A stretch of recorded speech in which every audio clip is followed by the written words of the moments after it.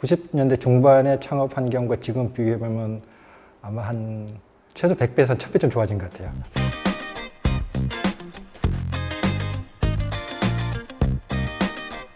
저는 허진호라고 합니다. 94년도 첫 번째 창업한 이후로 이제 이 스타트업 업계에 쭉 한 20년 정도 창업을 쭉 하면서 있었고, 투자업계로 들어온 거는 2015년 세마 트랜스링크를 저희 같이 설립을 하면서 이제 파트너로 합류를 하고 하면서 이제 제 투자업계에 들어와서 저는 한 6년 동안 주로 커머스, 컨슈머 이쪽 섹터에 주로 투자를 많이 해왔었죠. 지금은 이제 금년에 세마 트랜스링크를 제가 떠나서 다른 두 파트너분들과 새로운 펀드와 새로운 이제 VC 펌을 만들고 있습니다. 아직까지 뭐 이름도 안 정해졌고 첫 번째 펀드도 아직 다 완성되지는 않았지만 아마 저희 목표는 금년 말 내지는 내년 1, 4분기 정도에 첫 번째 펀드가 클로징 되고 이제 투자를 본격적으로 시작할 수 있지 않을까 그렇게 기대를 하고 있습니다.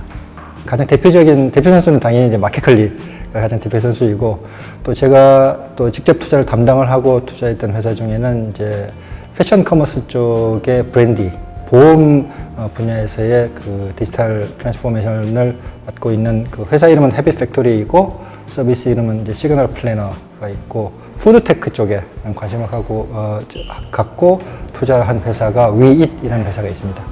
과거에 창업했던 창업 경험을 가지고 있는 사람 입장에서 말씀드리자면 90년대 중반의 창업 환경과 지금 비교해보면 아마 한 최소 100배에서 1000배쯤 좋아진 것 같아요. 여러 가지 의미에서. 그거는 이제 정량적으로 국내에 이제 스타트업 쪽에 투자가 되는 자금의 규모도 그렇고, 그 다음에 이쪽에 좋은 인력들이 많이 오는 정상적인 측면 다 합쳐가지고 약 100배에서 1000배 정도 좋아진 것 같고요. 심지어 제가 이 투자 쪽에 들어오게 된 2015년하고 비교하더라도 거의 한 5배에서 10배 정도 성장하지 않았나 이렇게 보고 있습니다. 90년대 후반에는 VC 자체가 없었어요. 제가 그때 아직도 기억이 나요. 95년도에 제가 44억을 펀딩을 받았거든요. 엄청 많이 받았죠. 근데 그 중에 VC에서 자금이 4억밖에 없었어요. 나머지 다 기업들 자금이었어요. 그리고 그 44억 펀딩 하는데 6개월 정도 걸렸어요. 그리고 44억 그 펀딩의 투자자 수가 8개쯤 됐었고요. 그때하고 비교해보면 지금 예를 들면 2개나 3개 그 VC로부터 뭐 35, 55 투자 받는 거는 상대적으로 아주 쉬운 거죠.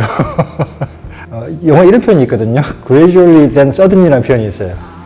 그게 이제 오랜 기간 동안에 이제 쭉 축적이 되어 오다가 이제 변화를 가져오게 될 어떤 요인 같은 게 쭉 축적되어 오다가 실질적인 변화가 일어나는 개념이 굉장히 짧은 시간에 많이 일어나게 되는 거거든요. 저는 우리나라에서의 창업 분야에서도 지난 한 20여 년 동안 그 변화의 그 가능성이 쭉 축적되어 오다가 최근 한 4, 5년 사이에 여러 가지 주변 환경도 좋아지고 또 글로벌 이 캐피탈 마켓, 자본시장도 굉장히 좋아지고 여러 가지 요인들이 복합적으로 들어오면서 갑자기 폭발적으로 성장하게 되지 않았나 그렇게 생각을 하고 있습니다.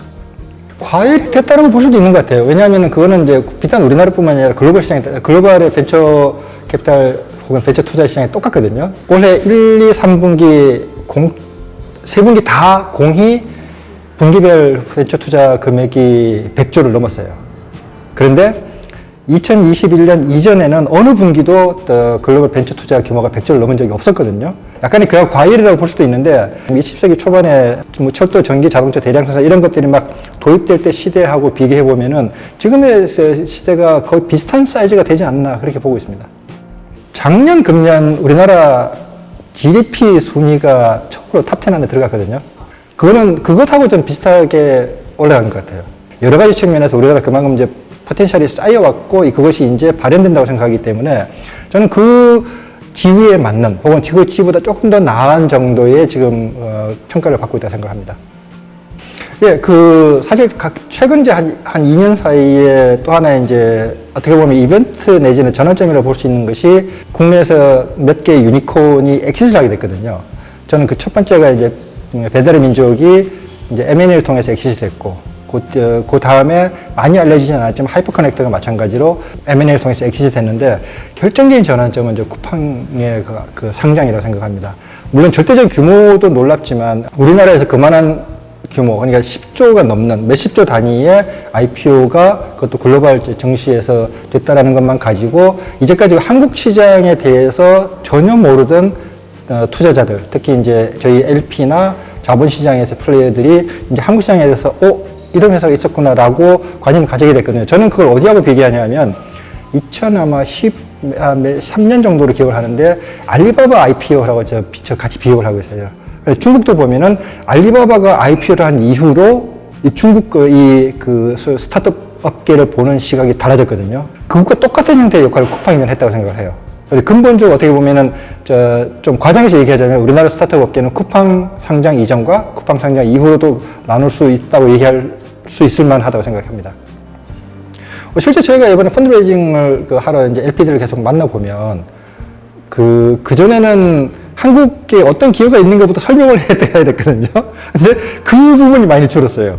많이 줄고 오히려 이제 LP들이 저희한테 한국에 어떤 새로운 투자 기회 같은 게 없겠느냐, 그 다음에 이런 것도 찾으시는 방법이 없겠느냐라는 문의를 먼저 해놓은 LP들도 있었고, 그 다음에 저희가 가서 한국에 이런 그 기회를 가지고 이제 투자를 하려고 한다라고 얘기하니까 바로 납득하는 경우도 되게 굉장히 많았고, 그래서 저희 사실은 간접적으로 쿠팡 덕을 많이 보고 있습니다. 시장 환경 자체가 굉장히 독특한 특징을 가지고 있거든요.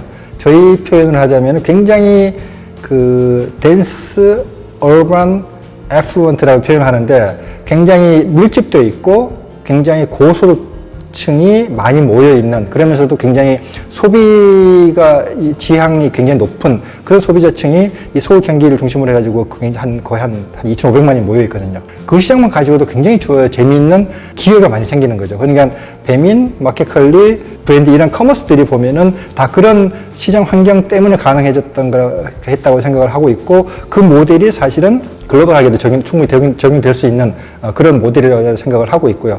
또 다른 측면은 우리나라 이제 대기업들이 가지고 있는 이 엔터프라이즈 시장에서의 혹은 소위 말해 딥테크 시장에서의 장점이 있어요. 반도체도 그렇고 배터리는 우리나라가 글로벌 탑 1이거든요. 디스플레이, 차량도 보면 글로벌 탑 3, 탑 5 안에 들어가는 이런 에코시스템을 가지고 있는데, 그 산하에서 만들어지는 에코시스템이 새로운 기술이라든가 아니면 새로운 소재라든가 이런 걸 가지고 글로벌 시장으로 나갈 수 있는 잠재력이 충분히 있는 거죠. 이 두 가지 저는 둘 다 우리나라 시장이 가지고 있는 특징이라고 생각을 합니다. 아주 좋아진 것 같아요. 구글, 마이크로소프트, 아마존, 애플 이런 회사가 이제 후발 스타트업들을 인수를 하면서 본인의 경영에도 키우지만 스타트업 자체의 그 에코시스템을 키워주는 기반 역할을 해왔지 않습니까? 국내에서 보면 이제 네이버, 카카오 이런 테크 기업들이 그런 역할을 하고 있는 게 저는 굉장히 선순환을 만든다고 있다는 의미에서 아주 저는 좋은 사인이라고 보고 있거든요. 그러니까 그게 비교를 하자면 미국에서 지난 한 20년 전에 일어났던 일이 이제 우리나라에 일어나고 있다고 보면 되는 거죠. 모든 분들이 창업을 해야 된다고 생각되지는 않지만 기회가 닿으면은 전 당연히 창업을 생각하는 게 좋지 않을까라고 생각을 하거든요. 왜냐하면 이렇게 좋은 환경이 없는 것 같아요. 당연히 힘들지만 그게 이제 과정에서는 당연히 힘든데 그거를 한 2, 3년 혹은 5년 지나고 나서 돌이켜 생각해 보면은 굉장히 재미있는 그 경험 그리고 재미있는 성장 과정이 될 거라고 생각을 하거든요. 사실 저도 첫 번째 창업하면서 거의 한 5, 6년 동안의 경험을 되돌이켜 보면은 지금도 한 20년 전이긴 하지만 되게 여전히 그 가슴이 뛰고 그때 제가 성장했던 그것이 지금까지도 남아있다고 생각하기 때문에 젊은 이제 막 사회를 접하거나 아니면 사회에서 어느 정도 경험을 쌓으신 분들은 충분히 창업을 아주 중요한 어떻게 보면 첫 번째 옵션으로 생각을 하셔도 되지 않을까라고 생각합니다. 굉장히 클리셰 같은 표현이긴 하지만은 지금의 창업 환경은 단군 일의 최고의 그 환경인 것 같습니다. 이 기회를 놓치지 마시고 꼭 창업할 기회를 한번 만들어 보시면 좋을 것 같아요. 언제든지 열려 있고 여러분들의 그 기회를 투자자로서 도와드릴 수 있는 방법을 찾아보도록 하겠습니다.